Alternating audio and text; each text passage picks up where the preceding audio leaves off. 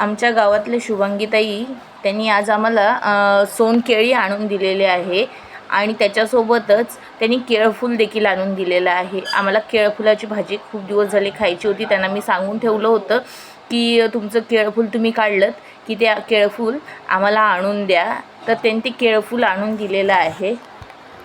हे केळफूल आहे आणि त्याची आम्ही भाजी करणार आहोत।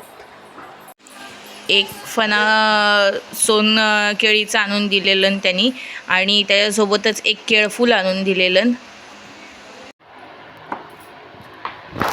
हे केळफुलाचं वरचं पान काढलंय आणि त्यात ह्या छोट्या छोट्या केळी होत्यात त्या काढून घेतलेल्या आहेत।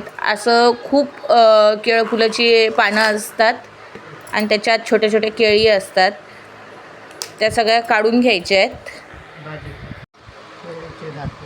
हे केळीचे दात असतात जे घ्यायचे नसतात आणि हे आहे ते सोप म्हणून काहीतरी म्हणतात, ते पण घ्यायचं नसतं, त्याच्याने भाजी कडू होते।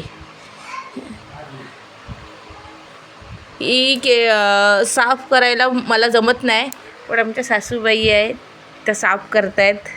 आणि हा जो कोवळा भाग असतो तो असाच चिरून घ्यायचा असतो, बारीक चिरून घ्यायचा असतो आणि भाजीत टाकायचा असतो। ह्याला काय दात वगैरे नसतात किंवा सोप वगैरे नसतं। त्याच्यानंतर मग जेव्हा हे सगळं काढून झालं की भाजी चिरून घ्यायची, उकडायची आणि कांद्यावर फोडणीला द्यायची। आज आपण पाहिलं की केळफूल कसं साफ करायचं आणि ह्याच्या पुढच्या व्हिडिओमध्ये आपण पाहणार आहोत की केळफुलाची भाजी कशी करायची। तर आपण उद्याच्या व्हिडिओमध्ये किंवा नेक्स्ट व्हिडिओमध्ये पाहूया केळफुलाची भाजी कशी करायची।